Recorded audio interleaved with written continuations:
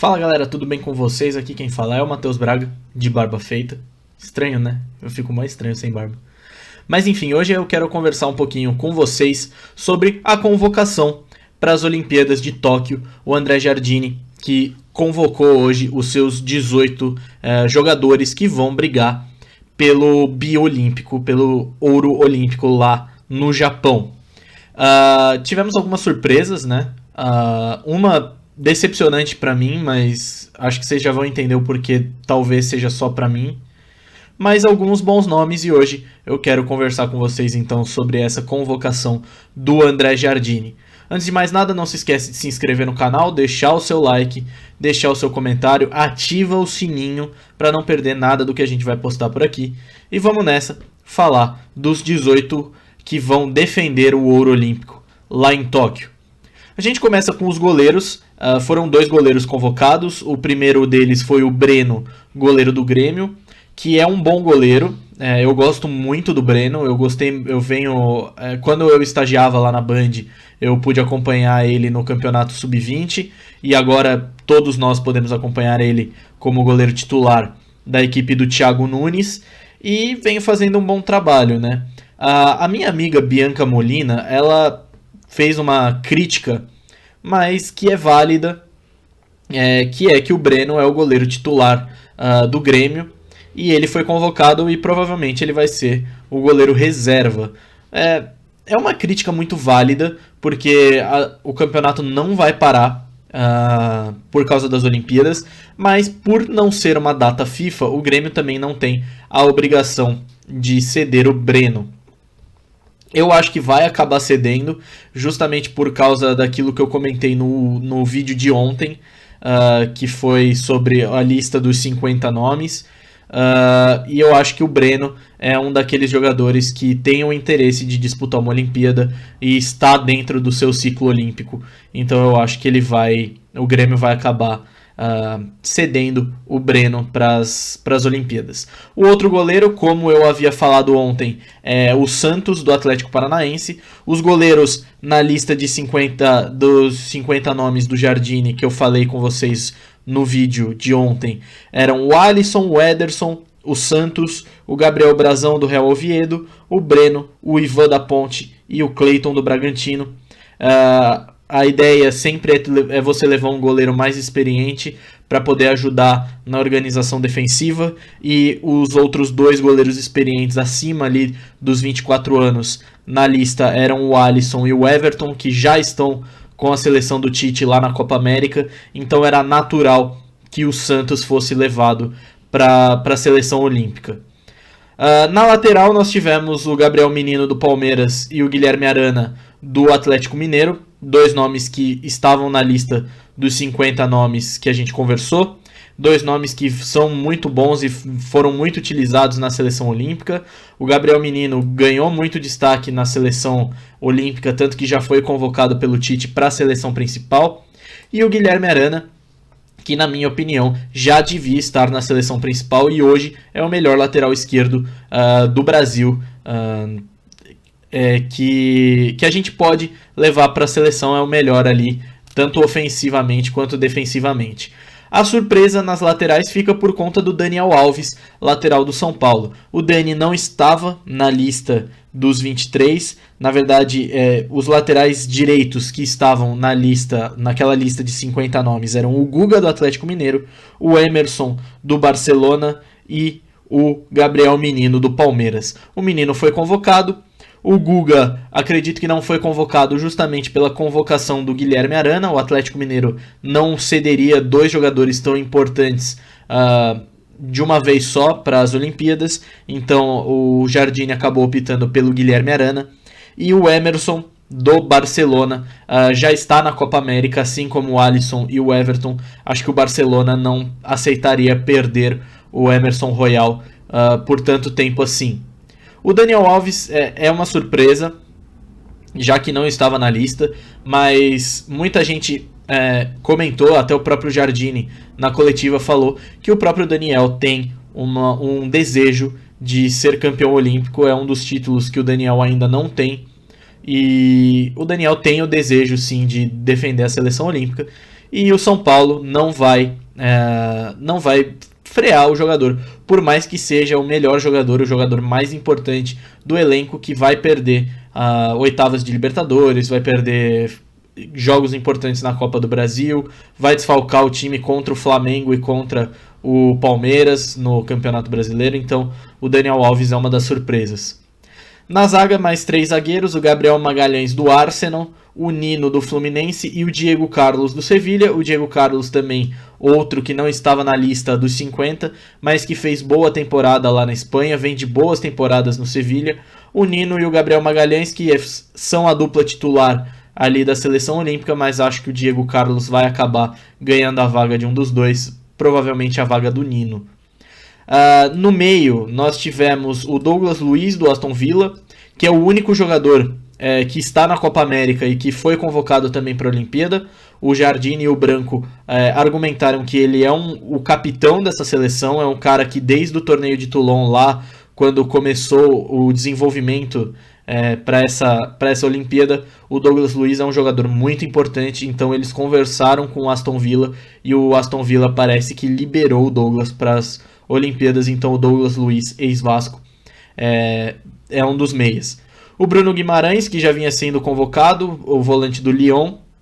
O Gerson, que é agora do Olympique de Marselha, né? O Flamengo vendeu para o Olympique de Marselha e vinha sendo convocado também desde o começo do ciclo. O Gerson é um jogador muito importante nesse meio de campo. O Claudinho, do Bragantino, que foi o melhor jogador e a revelação do Campeonato Brasileiro ano passado, vem jogando muito bem também, e é o camisa 10 dessa seleção olímpica. Então o Claudinho, mais um convocado, e o Matheus Henrique, volante do Grêmio também, que é muito importante, veio sendo convocado já há muito tempo, é um cara que já está pedindo passagem inclusive na seleção principal. Agora precisa ver se o Grêmio vai aceitar perder 2 jogadores de uma vez, e 2 jogadores importantes, que nem o Mateuzinho e o Breno, o goleiro. Então a gente fica atento na situação desses dois para ver se o Grêmio vai aceitar perder os dois ou se o Grêmio vai negociar ali com o Jardine e com o Branco para perder apenas um. As opções no caso do Matheus Henrique, que estavam aqui na lista dos 50 nomes, eram o Patrick de Paula do Palmeiras, o Lisiero do São Paulo, o Maicon do Shakhtar Donetsk e o Fernandinho do Manchester City.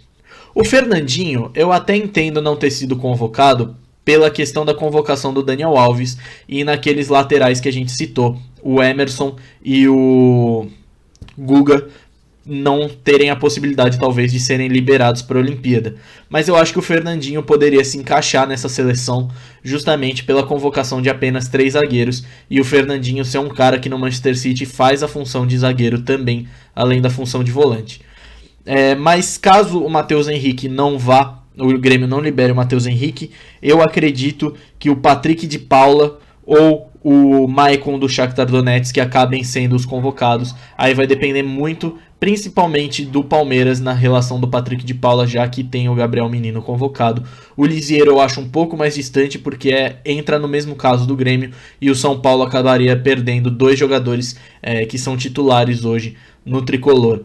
Então eu acredito que muito provavelmente, se o Matheus Henrique acabar sendo barrado pelo Grêmio, o Maicon do Shakhtar Donetsk acaba entrando, e caso o Grêmio acabe cedendo o Matheus Henrique, mas não cedendo o Breno, aí eu acho que o Ivan da Ponte Preta deve assumir essa vaga.